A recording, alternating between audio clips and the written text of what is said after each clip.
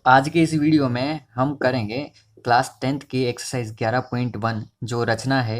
ठीक है, इसका पहला क्वेश्चन दे रखा है तुम्हें कि 7.6 सेंटीमीटर लंबा एक रेखाखंड खींचिए और इसे 5:8 के अनुपात में विभाजित कीजिए और दोनों भागों को मापिए। तो इसमें क्या करना है, सबसे पहले तो दे रखा है ना 7.6 सेंटीमीटर का लंबा एक रेखाखंड। तो सबसे पहले तो क्या करना, 7.6 सेंटीमीटर का एक लंबा रेखाखंड खींच लेना। बिल्कुल यहाँ से क्या करेंगे, 7.6 सेंटीमीटर का एक रेखाखंड बनाएंगे। इसको बिल्कुल फिक्स बनाना, और ठीक है इस प्रकार बन जाएगा ये 7.6 सेंटीमीटर का। इसको नाम दे देना क्या, बी, और सी नाम दे देना इसको। इसकी लंबाई कितनी है, 7.6 सेंटीमीटर। ठीक है, बन जाएगा यहाँ तक। यहाँ तक बनने के बाद देखना, इसको अनुपात में कितने में विभाजित करना है, 5:8 में। 5:8 में विभाजित करने का मतलब 5 और 8 टोटल मिलाकर कितना हो जाएगा, ये हो जाएगा 13। 13 कहाँ पर काम आएगा वो देखना, जो है ना, इसको पहले तो एक न्यून कोण बनाती हुई लाइन बनानी है। कहाँ पर, इस बी पॉइंट पर। इस बी पॉइंट से एक न्यून कोण मतलब 90 डिग्री से कम हो, जिसका एंगल इस प्रकार की तुम्हें लाइन बनानी है। ठीक है, बन जाएगी यहाँ तक। लाइन बनने के बाद जो 13 आया है ना तुम्हारा, ये इसके बराबर टोटल भाग करने हैं तुम्हें। भाग कैसे करोगे, प्रकार की सहायता से। ठीक है, इसको कम से कम खोलने की कोशिश करना। यहाँ से ले लेना तुम इसको, या तो 1 सेंटीमीटर ले लेना या उससे थोड़ा सा कम ले लेना। ले लोगे, इसको बराबर नाप के एक बार नापना और उसको कहाँ रखोगे, बी पॉइंट पर। बी पॉइंट पर रखने के बाद इसके भाग करते जाना। कितने भाग करोगे, और 13 भाग करने इसके, एक। फिर आगे वाले पॉइंट पे रखना, और आगे वाले पॉइंट के रखने के बाद अगले वाले भाग को काटते रहना। इस प्रकार काटते जाना है तुम्हें आगे तक।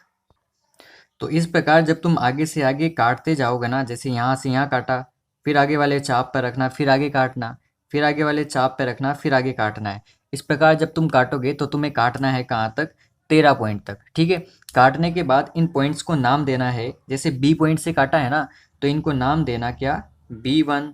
अगले वाले चाप को देना B2, B3। ऐसे करते हुए कहाँ तक देना है तुम्हें इसको नाम, B13 तक। ठीक है, कहाँ तक देना है, बी। इस प्रकार दे दोगे सभी चापों को नाम।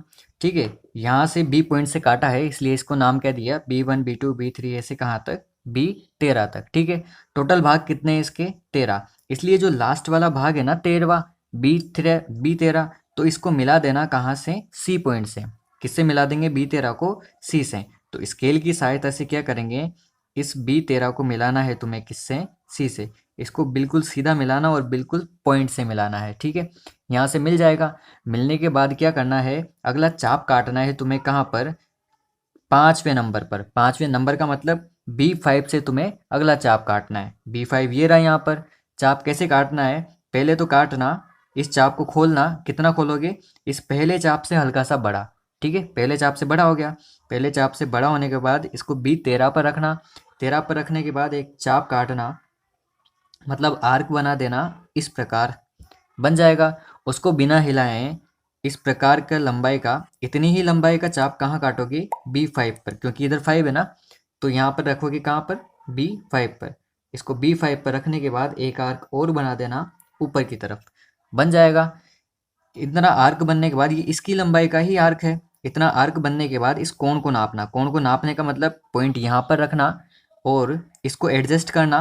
कहाँ तक, इस कोण के बराबर तक एडजस्ट कर लोगे, कम ज़्यादा करके। जिसके कम हो वो ज़्यादा कर लेना, या ज़्यादा हो तो कम कर लेना। अब ये इसकी लंबाई का हो गया ना आर्क, मतलब जितना भी कोण आ रहा है ना उतनी लंबाई को चाप खोल लेना, प्रकार खोल लेना। खुलने के बाद उस प्रकार की नोक को रखना जहाँ पर ये चाप कट रहा है, इस रेखाखंड पर। यहाँ पर कट रहा है, यहाँ रखने के बाद इस आर्क को एक बार और काट देना।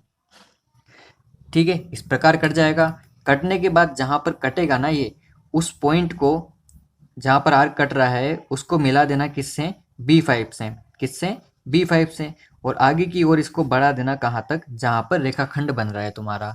ठीक है, तो इस प्रकार इस त्रिभुज का निर्माण हो जाएगा। और ये रेखाखंड जो है ये 5:8 के अनुपात में तुम्हारा डिवाइड हो जाएगा। इसे चेक कैसे करोगे, ये वाली जो लाइन है ना, ये वाली लाइन इस वाली लाइन की क्या होनी चाहिए, समांतर होनी। डायग्राम बनने के बाद इन दोनों को, यहाँ पर ये जो पॉइंट कटा है ना, इस पॉइंट को नाम दे देना तुम एक पी नाम दे दिया, जैसे मानो क्या नाम दे दिया इसको, पी।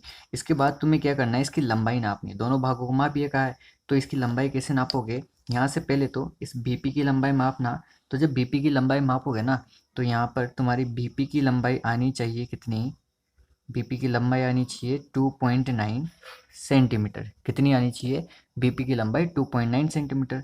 और जब पीसी की लंबाई नापोगे, कहाँ से, इस पीसी से, तो पीसी की लंबाई है ना, मतलब यहाँ से यहाँ तक की लंबाई, ये लंबाई कितनी आनी चाहिए, पीसी बराबर ये आनी चाहिए 4.7 सेंटीमीटर। ठीक है, ये आना ही चाहिए। अगर ये लंबाई तुम्हारी नहीं आ रही है ना, तो कहीं ना कहीं तुमने डायग्राम को गलत बनाया है। मतलब यहाँ से यहाँ बीपी की लंबाई तो आनी चाहिए 2.9 सेंटीमीटर, और पी से सी तक की लंबाई आनी चाहिए तुम्हारी 4.7 सेंटीमीटर।